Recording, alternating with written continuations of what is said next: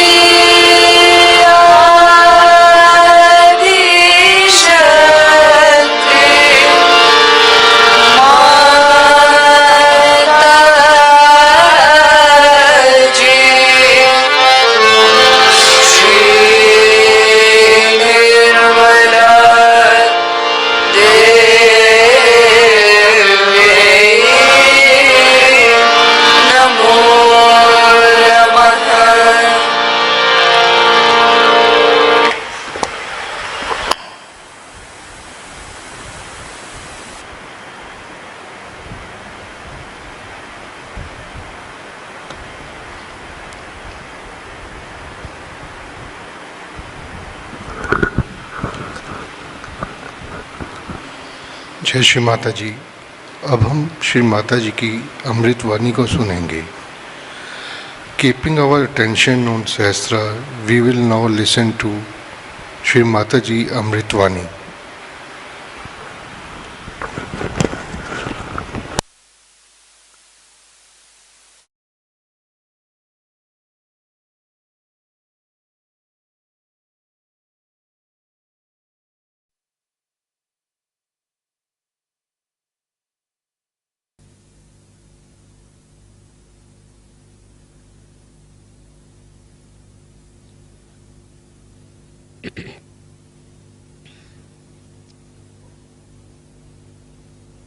Yesterday, you have seen how Durga used to protect all the seekers, sadhakas, and how she killed the people who have been troubling, torturing, killing the seekers of truth. Her whole advent was to protect them from all these evil forces. In those days, that was the most important work. So that's how the sadhakas came up to these modern times. And now they are seekers of truth, or they have found the truth.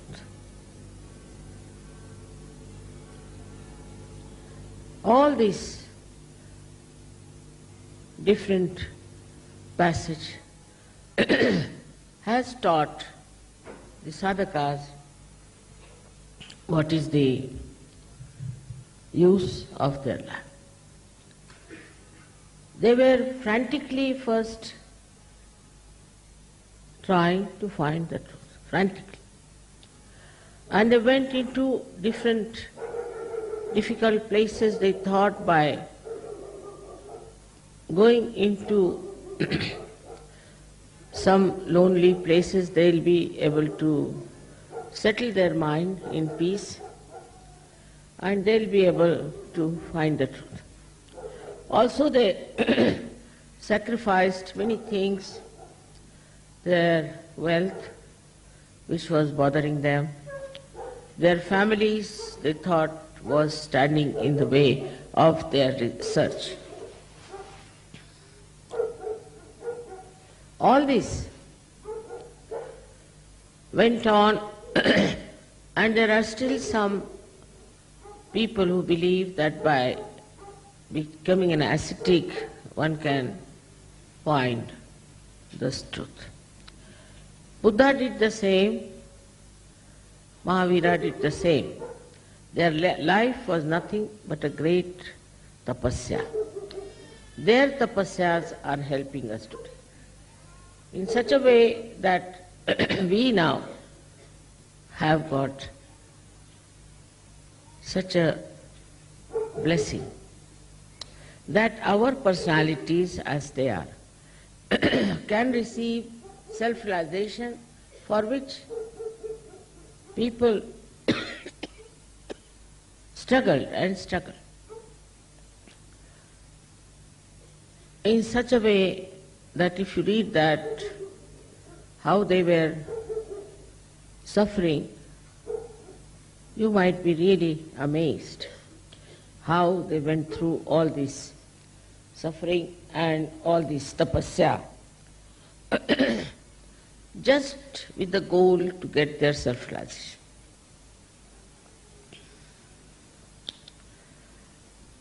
It is an ordeal even to read about them and to know about them. And while they were seeking also, there were so many people who tried to trouble them, who tried to torture them, who tried to kill. And the people surrounding them didn't know what they were doing.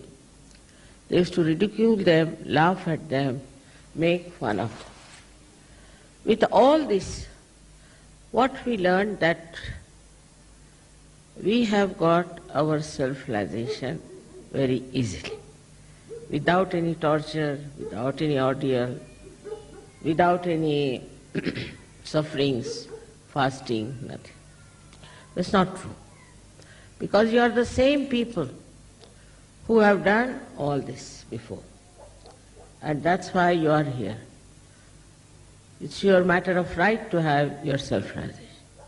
It's no way is to say that without anything we got it. Because it is life after life you have been seekers. Whatever path you followed, whatever religion you followed, whatever faiths you followed, it was a torture for you. And this torture is today now fruitful, that today you are self-realized people. But in any way, we see that human beings, if they get something rather easily, they don't understand the value of how they got it. Now to get this easily, actually you must know is not just because you were nothing. You were something great. You were great saints, went into Himalayas. You did all kinds of ordeals and fasting, and where so many of you were killed and butchered in the name of God. So today, whatever you have got, whatever realization you have got, is not just something you should think that it's only Mother's grace that we have got. It's your own great personality which has achieved it. Otherwise, it would have been impossible for me to give you realization. Whatever the work the deities have done, they have brought you to this level of human existence, protecting you. But now, naturally, just this is the last step which you have crossed, and you have achieved this self-realization, and so many of you have achieved great heights. This power within us, the Kundalini, which has connected you to this all-pervading power, has been struggling, has been guiding you, has been all the time looking after you, protecting you, so that you should achieve your goal in this Kali Yuga. It was said that only during Kali Yuga this will happen, and those people who are seeking God in the mountains and in the valleys will find it. But there will be normal people, people who will have household and living like normal people in the society. There won't be some sort of sadhus or saints, but people who are married, who have children, all such people who are leading a very normal life will receive their realization. It's already said, it's already predicted by Bhrigu Muni. So it's all being already set, I think, all being planned. But in this, a credit goes, of course, to you people that you have recognized what is the truth. As you know, there are so many false people going about. They are doing all kinds of tricks, they are trying all kinds of methods to entice people. Despite that, you have recognized. This recognition is something very remarkable, and I am myself surprised how, like lost children finding their mother, come back to her in the same way all of you are here. But in this, we should not think that we have got it easily or we have got it without any difficulties, because this can create a little problem that we will not go further with the same speed, with the same dedication as we have been doing before. So whatever you think is easy was not easy at all. It is sahaja. It is, what can say, spontaneous. But now it is for you to time. It's really to understand that this time is so important. We have to save the whole world. That you have to project yourself, as I said last time, and to find out ways and methods how you can do these things. In Russia, I must tell you, I had a very good experience of a very highly developed soul who is a very well-known scientist. He is one of the biggest scientists of Russia, and he is indulging also into spirituality. He told people that I am indulging into spirituality, I would like to see Mother. I said, all right, I would love to see him. So when he came, he looked at me and he said, I know, Mother, that you are the incarnation of God in these modern times. I was quite surprised for a scientist to say that. But his eyes, so pure and so full of devotion and humility. Then he says that I want to do something if you help me. I said, what do you want to do? He said, I cannot measure your power. I cannot. He had an instrument by which he could measure the power. I can't also measure the power of your photographs. He said, he told me a number which I couldn't understand, was something 700 raised to power, some sort of a billion into billiardi, like that. I said, now what this number is, I don't know. So he told me that this is what your photograph is. So I said, all right, now what do you want me to do?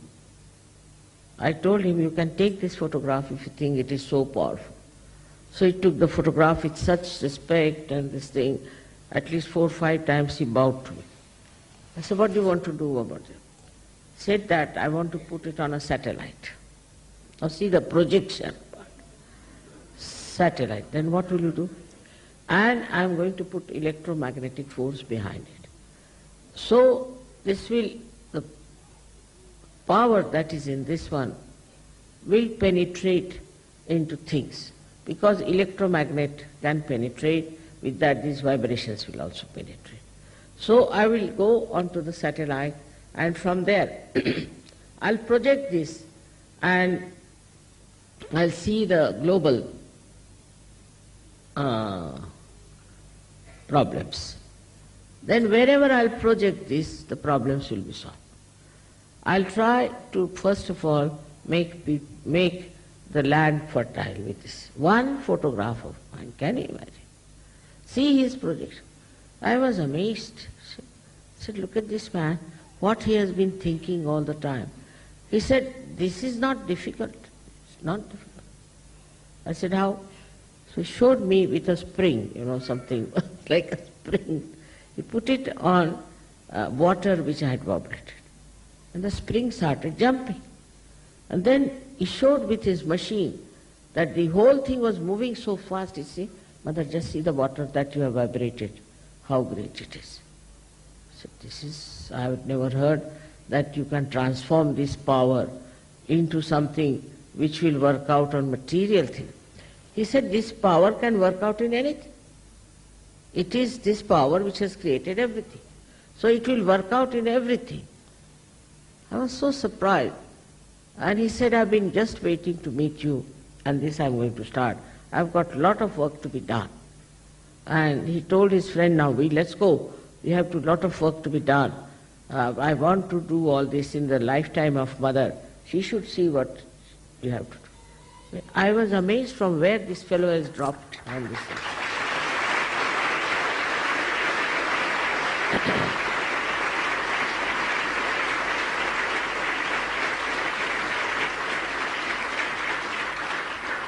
Such an experience of a scientist. In the West, no scientist will even look at me. Nobody will think that they can do something about these vibrations. But you see, he has already developed a method by which he can measure the vibrations, you see. I don't know, I didn't ask him any further questions because I thought he's too much in it and let him do what he likes. And you see, I find that in Russia, people are very highly placed and they have very many ideas. But spirituality is the main thing, and morality. There was another gentleman, I would say he was hardly about 32 years of age, very much sparkling. He came. I asked him, what do you want me to do? He said, no, you have done too much for us. Now we'll do for you. So what do you want to do? He said, I'm in charge here of spirituality. Can you imagine? We have no such government where there is a subject like spirituality, that somebody is in charge of spirituality. This is Russia. I said, you are in charge of spirituality, yes. And I have to deal with students from very young age to the college. And can you tell me, mother, at what age the children are more receptive of spirituality? I said, there's no hard and fast rule about it. But as children, very small children, because they are so innocent, it works out. So he asked me, how do we put spirituality into them? I said, you can raise their kundalini, you can tie them up, and they will become really people with such attention that you will be amazed at that. He said, I am gathering all the people of all the faiths, and I am going to tell them that it's only Sahaja Yoga which is the right path. Can you imagine? Such a wonderful person, hardly 32 years of age. I mean, one better than the other, I thought. One really better than the other. Then he asked me the schemes. What should we do for patriotism? What should we do for this? He was so much alert. And he said, through spirituality, how can we improve their lives of the students? Now he is in charge of all the students of Russia. And he is also a member of the parliament. He said there are other 8-9 members who are also in the same committee and they want spirituality to come. I was amazed. I mean, what a country is this Russia? How could they have such people? Then the third one came. He was also member of parliament, very dynamic. First he was right-hand man of IST, but then he gave him up. He said he's not moral.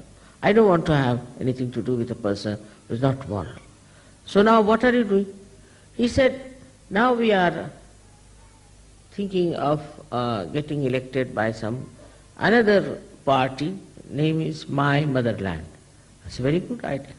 So in that we'll not have fixed ideas like it is a democracy or a, you can call it a communism or this. But whatever suits my motherland, that will have. It's very practical. It's the most practical thing, that whatever will be good for my mother-in-law, that we will have. Nothing else. I said, really, this is very practical. And he may one day replace this Elstein and all that. Very dynamic, very nice. Just now he was a little bit, I must say, depressed, because he said, there are stupid people over here and this and that. But then he got very hopeful. I said, we'll help you all out. But such a truthful man. And he said, the basis of human life is morality. If you have no morality, then all the rest is nonsense. He studied in England, and he said also in America for quite some time. And the other fellow had studied. And they said in America we got fed up, absolutely, but we don't want to go back there. So the wisdom of these people really was very striking to me. Now the another third thing which I discovered is even much more deeper than this. When I went to Ukraine, I saw some very nice paintings done with a very aboriginal sort of colors. So they said, Mother, this we had before the Christians came in. They showed me a magazine in which there was a photograph of the primordial mother. And they called it Aditi, that Sanskrit we to call it Aditi. Can you imagine? Then they said this culture existed before the Christian aggression came in. And there was paintings were of Muladhara Chakra in different ways, and also of Agya Chakra.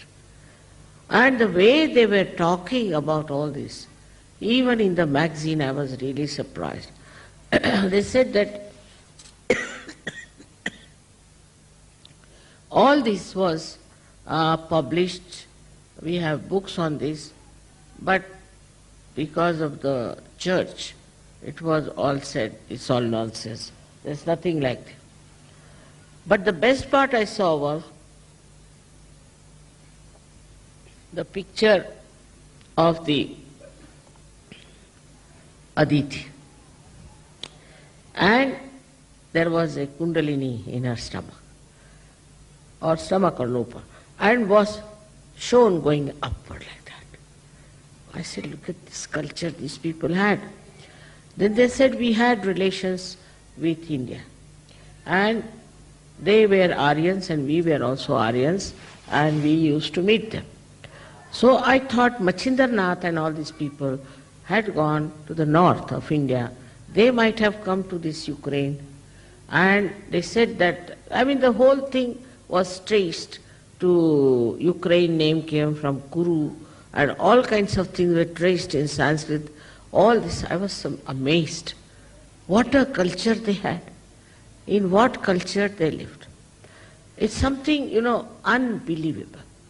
While in India, there are many people who don't know what is Kundalini. If you tell them Kundalini, they think Kundali means horoscope. Especially in the north, they have no idea of Kundalini.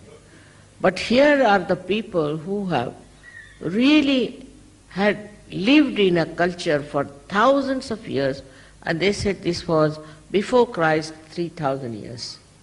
Can you imagine? Before Christ 3,000. And so we too had civilizations in India like Harappa and all that of that time. But they said India is the source of spirituality. That magazine, I was amazed at it and the way it was done. And the Muladhara and the Agya Chakra and all that, so well. Maybe they must have seen it, they might not have got realization. But they talked about realization and also achieving selfhood. This was so many years back. But then they said the Christian religion came and they told us it's all nonsense, have nothing to do. As they told me also in Greece that they had Athena and primordial mother and all that, but they said no mother, nothing, better stop it. So it was all cancelled. And nobody looked at it. But can you imagine that so many years back it existed in that Ukraine, such a beautiful culture of spirituality. First time I went to Ukraine, we had people there. There was a Chernobyl, that was a big explosion. And they were all, like somebody had these fingers cut out or attached to each other. Somebody had boils all over the body. Somebody's nose was turned like that, and horrible looking, like lepers they were, all of them, those who came to the program. But then this time, more than this were the people there in Ukraine, I must say, much more than that. The whole hall was full, the 3-tier was full, the passages were full, and still the people outside were standing. And they said we were the ones who suffered from this. And now look at us, we are completely cured. You won't believe, I never touched anyone.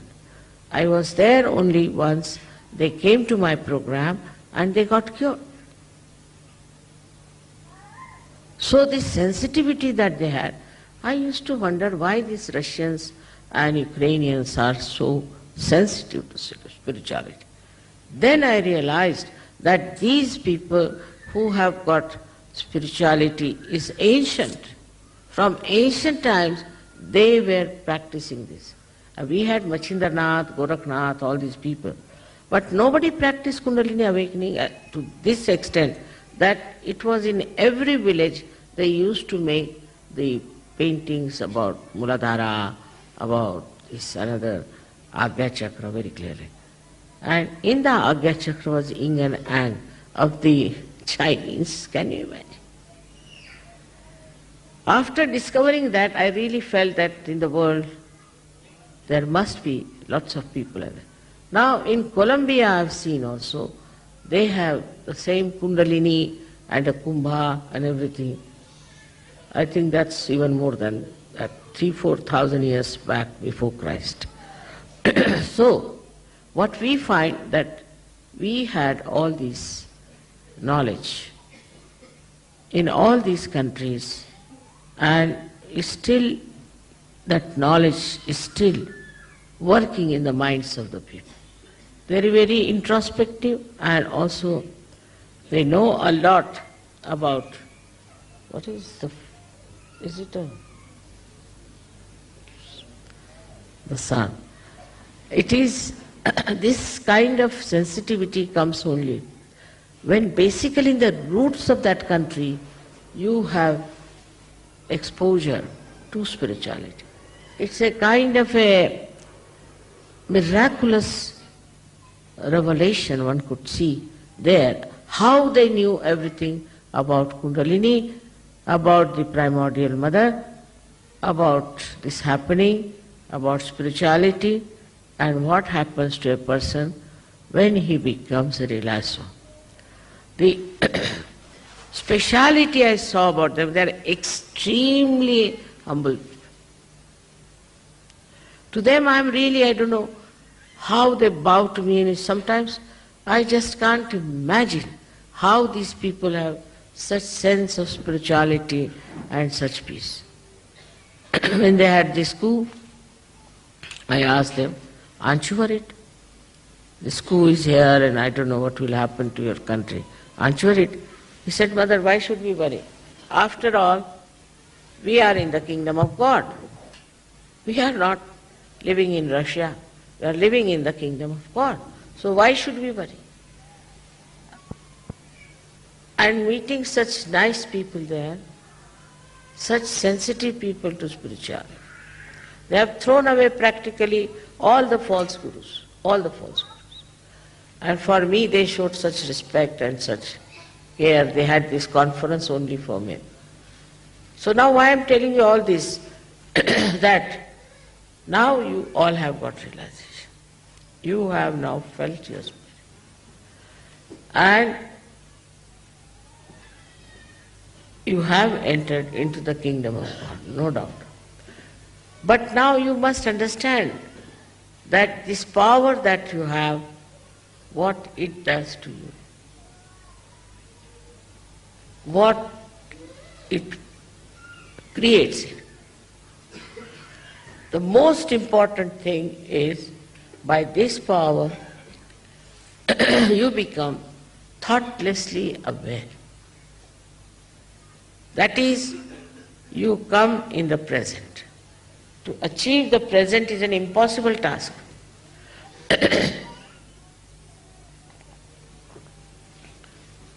So once you are in thoughtless awareness, what happens?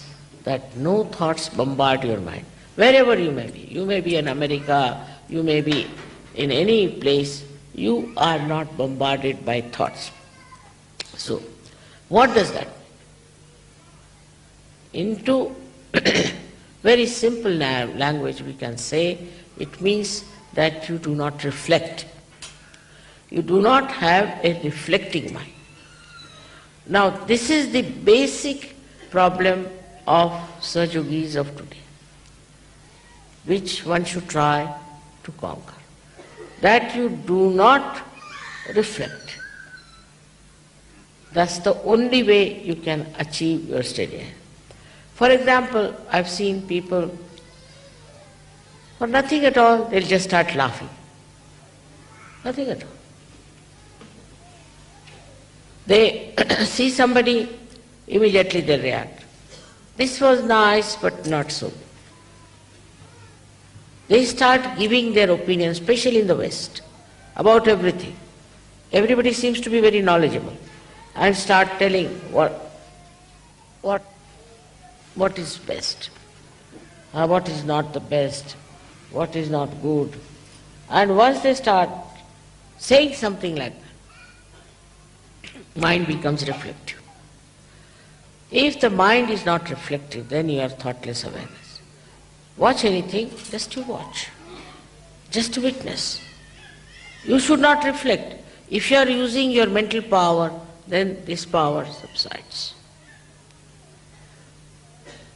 This is a very common defect with people, because I think you people are more intelligent, you think maybe, I think you are well educated, might be, I don't know, whatever you think. But this reflecting mind is a very dangerous thing for spirituality. You'll never grow. And then with the reflecting mind, you have different emotions. With something, you reflect on somebody. Now, if it's your son or daughter or something, you get identified. Identification with some is artificial. It's not in reality. But because of this mind reflects, it identifies. Now many identifications you have dropped out. For example, your bias about religion, about races, about maybe nationalities, you have dropped out. But still, I would say, the reflecting mind still acts. And this is the greatest hurdle for the progress of Sahajogis of today. I've been thinking, why is it the reflecting mind is so active in Sahajogis of today?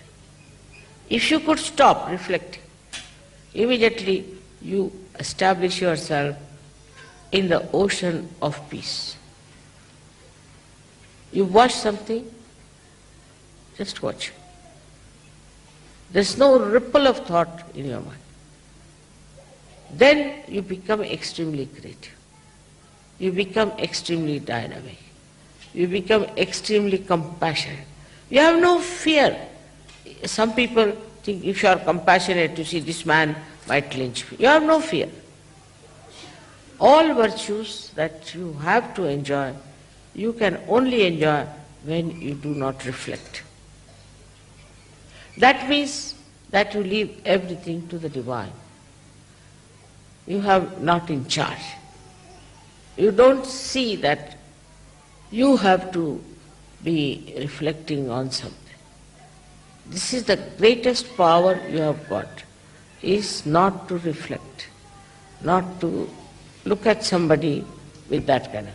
I have seen this is still there, lingering. Perhaps I never told you about it, maybe one of the reasons. I don't say that it's only your fault, but maybe mine, because I couldn't find what was exactly wrong. That is the reflection that you have about others. Now, I told you have introspection. For introspection, also it can be reflection. But that at least gives you idea as to where you are. But with that, psychologically you can become extremely depressed, you can condemn yourself. Then you may not understand yourself as a personality that you have. And you'll go on sort of losing your vibrations, losing your power. Because you are not control of yourself. So introspection also, if it brings about depression and demeaning of your personality, best is not to introspect also. Because all these mental activities I've seen create problems. But in a state where you are thoughtlessly aware, introspection comes to you automatically. You see it automatically. You understand it automatically. You do not think about it. It just comes to you. The whole picture comes to you and you are at peace with yourself. You are never in turmoil, never in trouble. Then you don't get angry, then you do not argue, then you do not discuss, but you become as if dropped into the ocean of awareness. And you don't have to worry as to solve something. When you are reflecting, then you find that this power works. Now it becomes very contradictory to say that you have to project and you don't have to reflect. Now when we reflect, we absorb. When we reflect on something, we absorb that thing. And mostly our attention goes to the defects of others. This person is no good, that is not good, this is the hair not all right, the sari is not all right, this, that and all nonsense. So what are we doing? We are absorbing all the bad things also. Now when you start admiration of something, then what happens?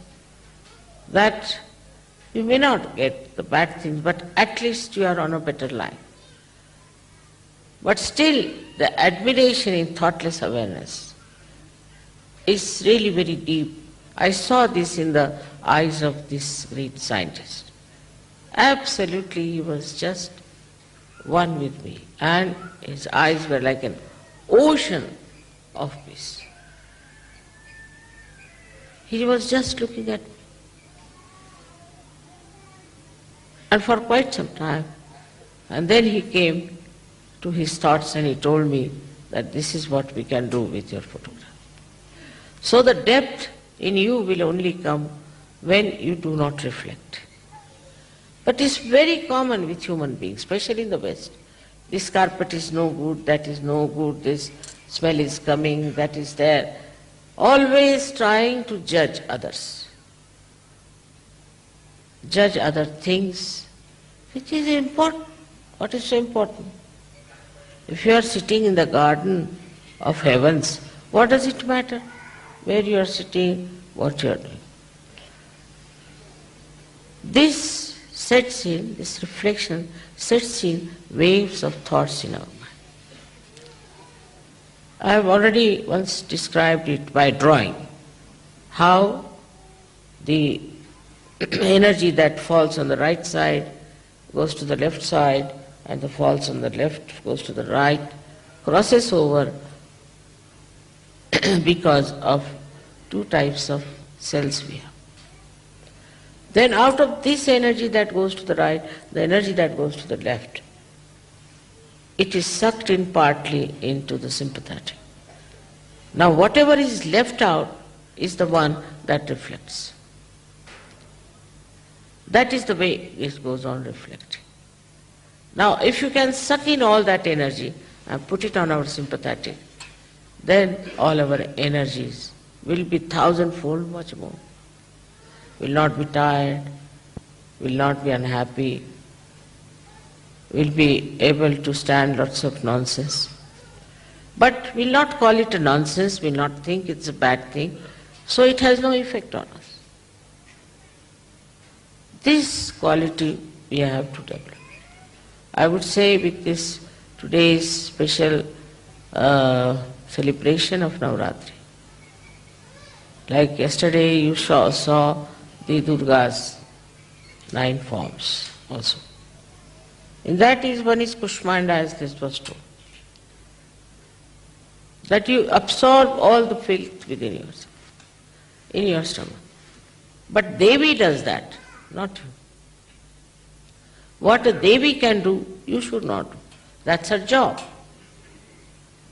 That she is supposed to do this, not you. What you have to do is to only be in silence so that you absorb whatever will increase that silence, will increase your depth, Devi will look after all the other rest of the things. She look after all the filth, all the anger, all the temper, everything that's going on in this world. She will absorb all that. But what you have to do is to just enjoy everything that is pure. Enjoyment is only possible when you are beyond your mind. With your mind you can never enjoy. It's like a big load. It will not act. It will not help. Enjoyment comes when you are in complete silence, in a ripple-less lake.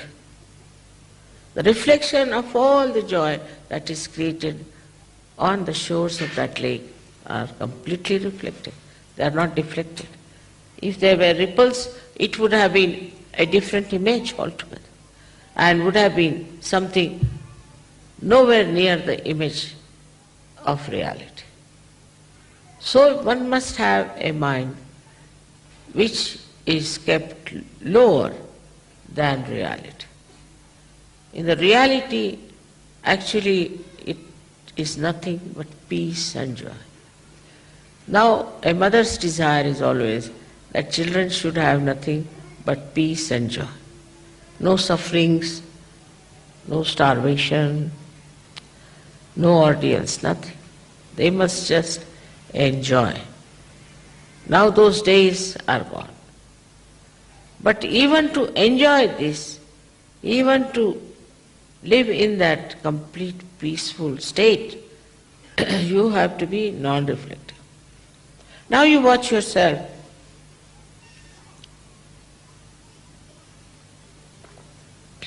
You'll be amazed how much reflecting we are. When Devi is doing all the job for you, when Parama Chaitanya, I don't know how many things it is doing, is trying to fill up the whole atmosphere with its activity. What is your activity should be to stop your mental activity. You will be amazed, in that state only you will grow. With that growth only you will become like this scientist. How the contradiction now is that when you have your depth, you can project your depth, not your mind.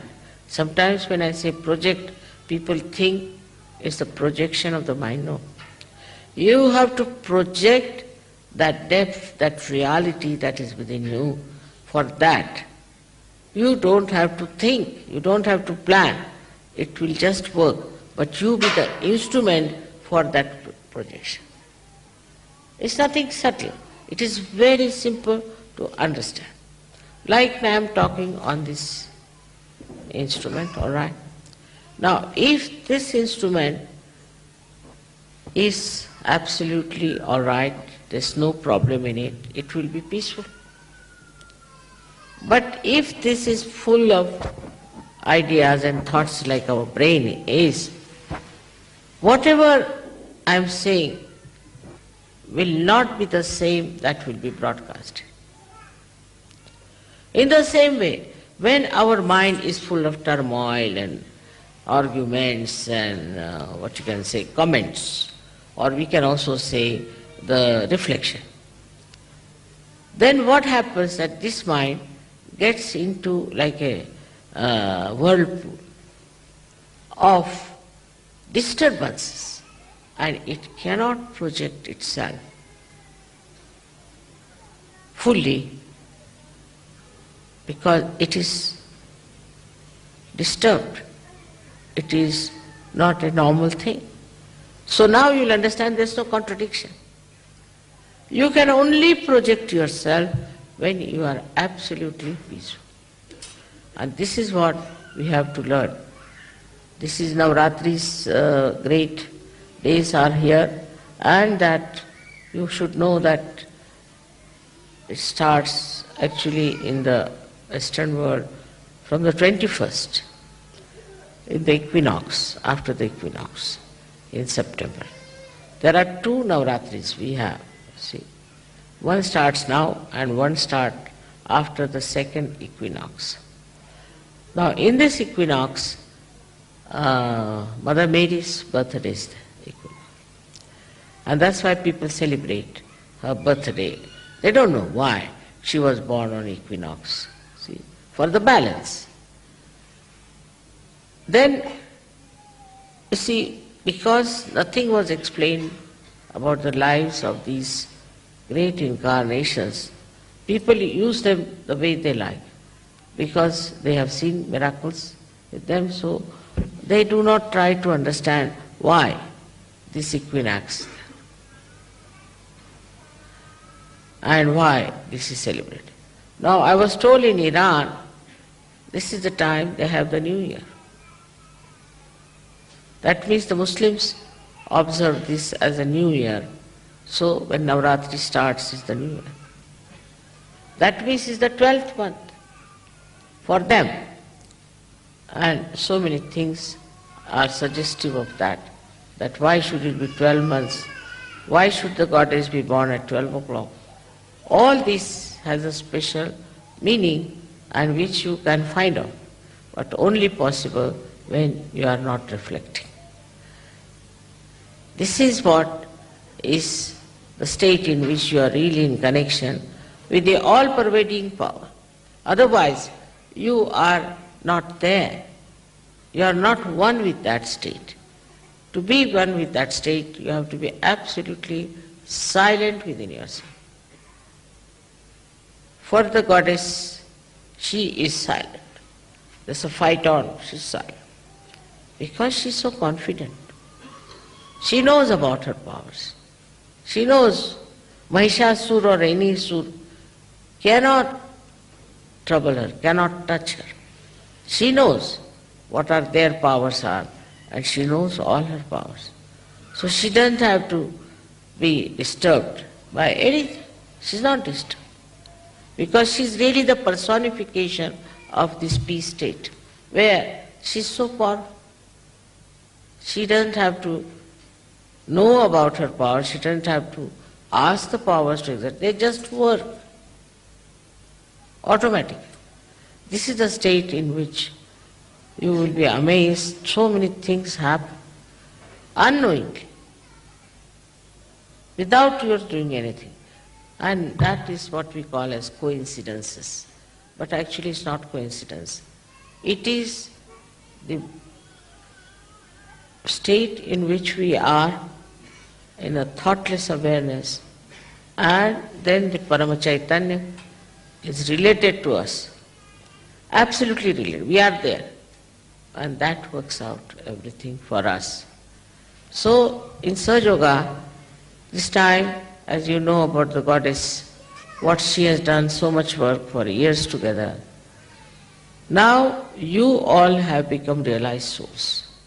And you must understand that complete confidence in yourself, complete understanding about yourself, never to have any fear, never to have any thoughts which can bombard your mind.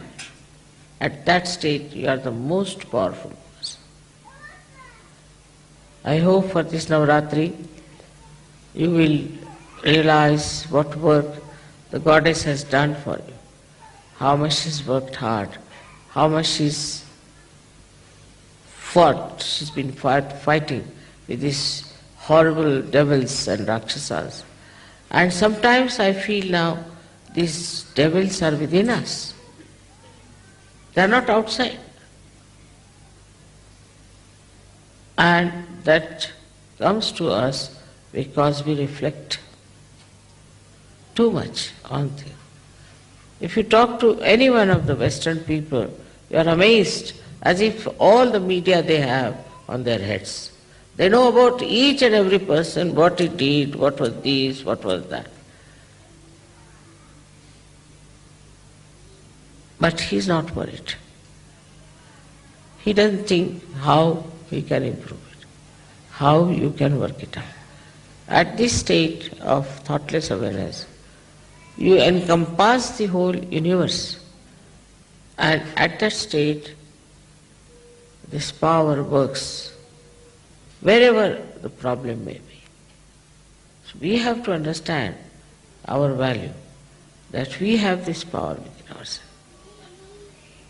And this is to be respected and to give credit to the goddess, because she's done so much work for us that she should not feel that it's now they got realization just for a song and they are not bothered, they don't know how to develop it. She will not be in any way hurt, but her work, what she has done, we have to see, we have to understand, and we have to have a feeling that somehow, as we now have got enlightenment, we should try to be people as complete instruments of that power. That's only possible when you don't have your own ideas, your own interference. Complete instrument, just like as I said, this instrument has to be perfectly all right, otherwise it cannot work. Thank you very much. May God bless you.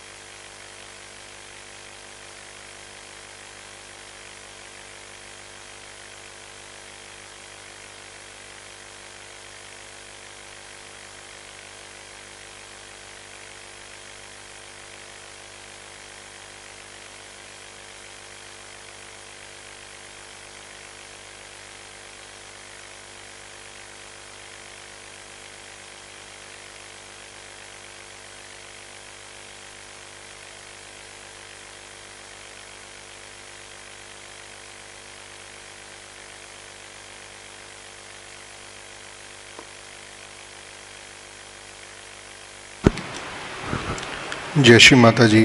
अब हम श्री माता जी की आरती के लिए खड़े होंगे।